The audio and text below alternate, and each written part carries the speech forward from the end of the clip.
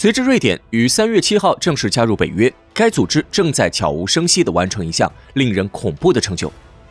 自瑞典王国于公元11世纪成型以来，整个北欧地区第一次被完整地纳入同一个军事组织当中。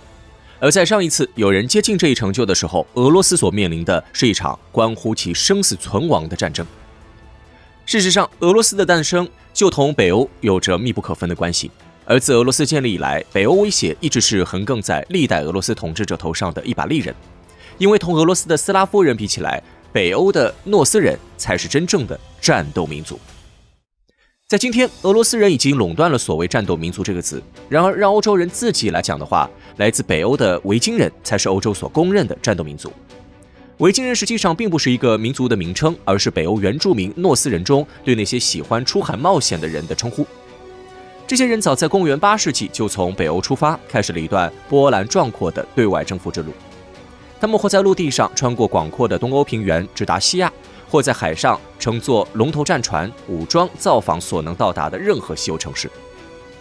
维京人出走北欧的300年，被如今的欧洲人称之为维京时代。这些出走的维京人除了将大量劫掠而来的财宝运送回北欧之外，还利用上面的方式建立起了大量拥有北欧血统的国家。而维京人展现出的惊人战斗力，不仅令欧洲各民族心生忌惮，同时也让那些生活在压迫之下的弱小民族极其仰慕。一些被奴役的民族认为，主动引入维京血统不仅不是耻辱的事情，还是让本民族走向强大的捷径。于是，在公元9世纪，一位选择通过陆路前往东欧平原冒险的维京人被东斯拉夫人推举为首领，而这位维京人正是现代俄罗斯的历史源头。因维京的原意同海盗息息相关，因此通过陆路离开北欧进行冒险的维京人在东欧平原上则被称为瓦良格人。这些人凶猛善战，不畏死亡，他们中的许多人都被当时的拜占庭皇帝看中，以瓦良格卫队的身份为皇帝效力。对于那些仰慕拜占庭东正教文化的民族而言，东正教文化是他们的精神寄托，瓦良格人则是他们心目中的武力巅峰。于是，在公元862年，当一个瓦良格人小头目在东欧平原上杀死了一个斯拉夫人酋长之后，当地的斯拉夫人们受够了被欺负的日子，要求这位小头目留下来，成为他们新的部落酋长。这个小头目名为留里克，在听闻了斯拉夫人的要求后，他欣然同意，并率领此地的斯拉夫人向外扩张，建立了诺夫哥罗德公国。留里克死后，指定另一位北欧血统的瓦良格人奥雷格继承他的位置。奥雷格也不负众望地继续带领斯拉夫人们进行扩张，并建立了更加庞大的基辅罗斯大公国。为了表示对留里克的尊重，奥雷格在死后将大公的位置还给了留里克的儿子伊戈尔。因有留里克的血脉，伊戈尔此后统治的国家被称为留里克王朝。1547年，留里克王朝的直系继承者伊凡四世在莫斯科加冕为全俄罗斯沙皇。伊凡四世所建立起的国家正是今天的俄罗斯。实际上，直至今日，俄罗斯的统治阶级中依然有着相当浓厚的北欧血统。然而，在北欧人带领斯拉夫人建立俄罗斯的同时，没有离开故乡的那些北欧人又在干什么？答案是，那些留在原地的北欧人正在创建一个以武力见长的北欧帝国。随着西欧开始广泛修建拥有防御功能的城堡，维京人出海劫掠的收益逐渐变得低下。于是，在公元11世纪左右，北欧原住民开始放弃出海劫掠，选择利用此前几百年抢来的金钱投资建设自己的国家。此时的北欧因面积广袤，人口分布又极为分散，因此并未统一，而是形成了挪威、瑞典与丹麦3个各自独立的王国。虽然3个王国在14世纪时曾短暂联合为卡尔马联盟，但是已经同西欧融合的丹麦看不上北方的穷亲戚1523年，瑞典与丹麦分道扬镳，联盟宣告解散。在离开了卡尔马联盟之后，瑞典仿佛血脉觉醒一样，同时向东西南3个方向扩张。他们先是击败了老东家丹麦，获得了一部分挪威以及波罗的海南岸的数个据点，又在东方深入芬兰地区，并多次吊打了尚处于崛起过程当中的俄罗斯，统治了如今的芬兰南部以及波罗的海3国。在17世纪初，瑞典的国力达到巅峰。此时的瑞典帝国不仅是北欧的绝对强权，还同法国结盟，积极介入西欧局势。而此时的俄罗斯只是一个东欧平原上庞大且落后的原始国家。不过，瑞典在日后的衰落不仅同俄罗斯的崛起息息相关，其衰落原因也与在面对俄罗斯时的一个致命缺陷有着千丝万缕的联系。虽然北欧人论单人战斗力远强于斯拉夫人，然而因北欧恶劣的自然环境，北欧人的数量自始至终都远少于斯拉夫人。对于俄罗斯而言，如果战败，再回去重新集结部队就可以了。然而对于当初的瑞典而言，每阵亡一位士兵对于国家来说都是难以承受的损失。因此，在同俄罗斯的战争中，瑞典一直是输不起的那方。可是常在河边走，哪有不湿鞋啊？1700年，为了再一次挑战瑞典的波罗的海霸权，俄国大帝彼得一世同瑞典宣战，而战争一开始的走向同之前的俄瑞冲突并无不同。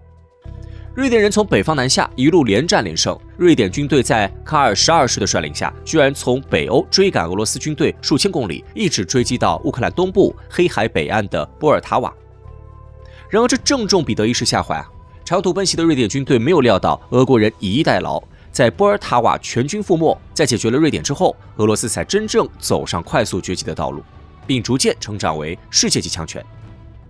而人口稀少的瑞典无法承受这样的损失，曾经压着俄罗斯打的瑞典帝国轰然解体，沦为二流国家的瑞典也不得不走上中立的道路。18世纪初的战败让瑞典失去了波罗的海霸权，认识到体量不足以称霸北欧之后，瑞典停止了对外扩张的道路。而俄国人直到1809年从瑞典身上撕下芬兰之后，才放过这个远房亲戚。不过后来的事实证明，俄国人做了一个极其错误的选择。芬兰在当初脱离瑞典是俄国逼迫下的结果，等到俄罗斯帝国解体的时候，芬兰火速通过了独立宣言，成为了新生的苏联西北方向的一个独立国家。此时距离当年俄国被瑞典吊打的历史已经过去了近500年，在苏联人眼里，他们的俄罗斯祖先能击败瑞典，那么拿下芬兰这块瑞典边角料自然也是不在话下。然而事实证明，俄罗斯人完全低估了北欧人的战斗力。1939年，苏联同芬兰之间爆发了一场新的战争，虽然芬兰最终战败，但是却在战场上打出了将近6-1的交换比。芬兰的强大战斗力不仅震惊了苏联，还让全世界都深感意外。而瑞典作为一个全面加强版芬兰，也因为苏芬战争中芬兰的表现，再次收获了全世界对其中立的尊重。